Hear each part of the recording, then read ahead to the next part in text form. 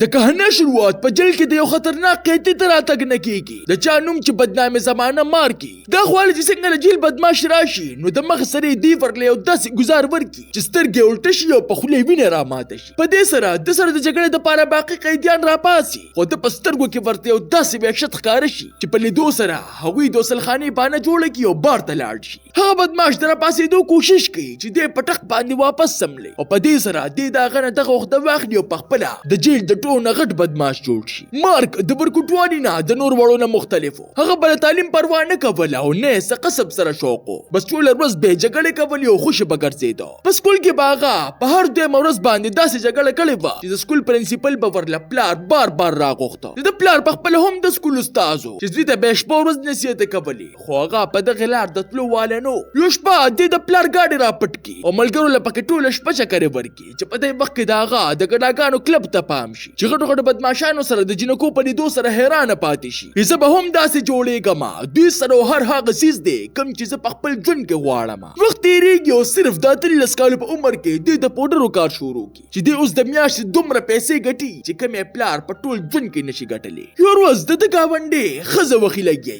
چې دی ورپسې ورشي او په وخلو یې ته دی خواږي دغه د نصیحت کوي او داغه نظر بار ښکته چې په ښکته کتو سره مارته یو سوټ کیس په نظر راشي چې په کولاولو سره هغه د پیسو نه ډکی د په لیدو سره دغه پزړه کې لالچ راشي او سره د بریف کیس منډه کی د گاونډي په اصل کې یو عربي سمګلرو کوم چې اوس لکه د لیونیانو په د پسې شوی دغه د درولو د پاره د پزمکه باندې پیسو نولي چې پس سره رس جوړ شي خو د عربي د کسان ډیر لري لاړ نشي یو راګیري هغه چې څنګه پوه شي چې دوی زما د پری خودو وای نه دي نو دی ورته خپل سوټ کیس په حواله کی خو په اصل کې د چالي چې ځان سره په خبرو کې او ټول سره په جګړه شي چې پکې په خپل هم زخمی شي خو د پیسو د وجې په ځان پرواني دا ټول منظر یو کوم مالک د پول نه ګوري چې نو مې والدني خو چاته هم دا پته نه چې مخکې بعد د مخه مارک سره کېږي وخت تیریږي او په دې کې لس کاله تیر شي چې اوس مارک د بدمعشانو د یو غټ ګروپ سي یو ورځ دا غوي مشر خپل کسانو لا د بي غټ غلا حکم ورکي چې دا غي تیارې د پاره مارک او یو ملګری د بسلې غستو د پاره ولېږي د اغلا د پاره د یو سورګاډ ودري چې باغې کې موجود د پیسو نه ټک سوټ کیس په زور باندې تنه واخلي په دې خوشاله کې دوی کلب ته لاړ شي چې په دې وخت کې د خواله یو ویټر راشي هغه د پول والا هلک والدن د وای به زه هم تاسو سره په ګروپ کې شاملې دل غواړم چې دې پوه شي وي دې په خپل ژوند کې څه کول غواړي دې په دغه سوچ کې چې په دې وخت کې د کورتا فوجان راشي او د مغسرې د گرفتار کی ته اندازو شي چې دا کار زما د ملګرو نه خالی نه دی چې په عدالت کې دغه شک په یقین کې بدل شي عدالت د 13 میاشتو سزا ووري چې جن پر وته سره دی په مکمل توګه بدل شي هغه خپل ټول ځاړه ملګری پریږدي او په خپل باندې د وینوي او طاقتور ګروپ جوړولو فیصله وکړي د ټول مخکې د سره والدل ملو شي چې ته وای دا ته پته نشته چې ما ستاسو مر انتظار کړی دی بل هرګ دوی مخ یو پهلوان ونیسي چې والدن په ور مخ کې شو په مړې پر لچاکو کېږي په دې سره د پهلوان ملګری په مارک تمانچه کېږي چې والدن ورته وای وی که زما مشر ته رسو ویل نو ما به در لملګری اعلان کړي دا کسان پاسل کې د مارک دشمنان نه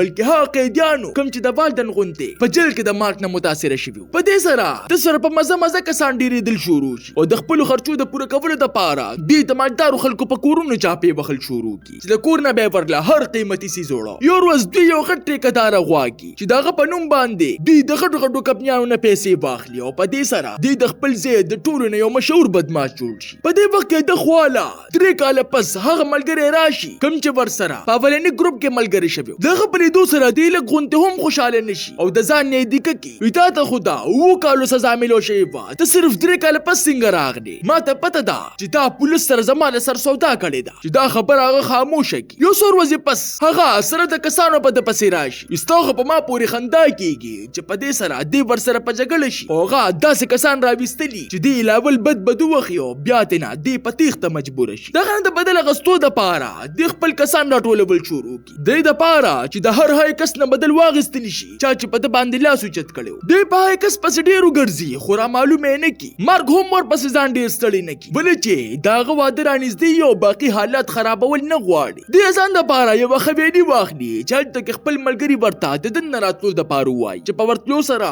والدن ورته د هغه ملګری لاش وروخای چې په وینو کې لټ پت پروت په دې کې د مارک واده وشي چې اوس دی خپل ذاتره وخت په کور کې تیری د ټولنه په خاص کسانو کې د ټولنه خاص کس والدنو ولې چې هغه یو چالاک او نډر انسان په هر وخت د مرد حکم تابعدارو وکنا کله مارک ته بداسې لګېدل چې دی هم طاقت غواړي. وخت سره سره د زور ورته وارسیبا کیږي چې اوس دی د غټ نغټ کار هم صرف پرنګ باندې کوي او باقي د بړو کارونو د پاره والدنې ساتلي. هر څه ټیک ټاک رواني چې ورځ دته د گاونډي ملک د یو غټ بدمعاش داړه خرنګ راشي چې خپل ځای ته روغواړي. په ورتلو سره دته وای زما ستا د انداز وخت ما سره کار شروع کړ په ټول پولند باندې براج کو. پولیس زما کار دی دا به ورته زه خیمه هم نه. د دې پورې دو سره مارک خډیر سوچو کی او بیا تیار شي چې د اوس دغه بدمعاش د پاره هر غیر قانوني کار کوي. په لږ وخت کې دغه ځای نه ټول واړه بدمعاشان ختم کی. خو دې سره سره د والدن د دولت په نشه کارو نشي او د پودرو په نشه شروع واچي. یو ورځ هغه په نشه کې مارک ته وای د کمی پورې به یو بل کار کو دا بدمعاش ملکا چې دا هر سمون ته پاتې شي. چې مارک ورته وای بغاوت هر څه تبا کولی شي. یو ورځ د انویسټیګیشن والے مشر مارک ته وای ستا د مشر نوم د حد نه سیوا خور شوی دی. مونږ واړو چې ته مونږ سره داغه په ختمولو کې مرسته وکړي. مونږ به تاله داغه د عہده درکو. چې مارک ورته په سختۍ سره انکار وکړي. د شپې په وخت کې مارک مشر روغ واړي او په نرمه لهجه کې ورته وای وی سبا یو ټن مال دار باندې کچری دغه مونږ خرڅ کو نو مونږ به مالا مال شو. خدای د پاره یو وړو کې غونډه گروپ دی هغه به ختمول غواړي. په دې وخت کې پټي باندې خبرو چلیږي وی د سار په وخت کې د پولیس په گاډي حمله شوې ده چې دوه کسان پکې مړ شو یو ماشوم پکې غوا شو چې لږ وخت پس هغه هم مړ ملو شو. د حمله کولو والا د گروپ نوم لیونی گروپ دی. په دې سره د مارک په مره کې لاړو چې ولې چې دا گروپ والدن ته حواله کړی شوی. د چې څنګه کور ته لاړ شي په دې وخت کې والدن په زخمي حالت کې کور ته راشي چې ډاکټر په ډیره مشکله باندې داغه د وینې په درولو کې کامیاب شي. د دې د پوسو کې وی داغه ماشوم خبر رښتیا ده چې والدن ورته قسم وخوري بیا هغه ماشوم لما ګوته هم نه دی وروللی. په دې سره د خاموشه پاتې شي او د وینو نسقا پټه وسوځي. په دې کې لا دور ورځې تیرې نه وي چې د کور ته فوج راننوزي. خو هغوی ته هیڅ قسمه ثبوت ملو نشي سیوا د یو بوته کم چې د یو میوزیم نه راپټ کړی شوی. دغه په سزا کې دی جیل ته لاړ شي. خو د تعلقات دغه کې کم نشي. هر یو د پولیس والا په جیل کې د تابعداري. خو بار والدن ورته واره کمزوري کی.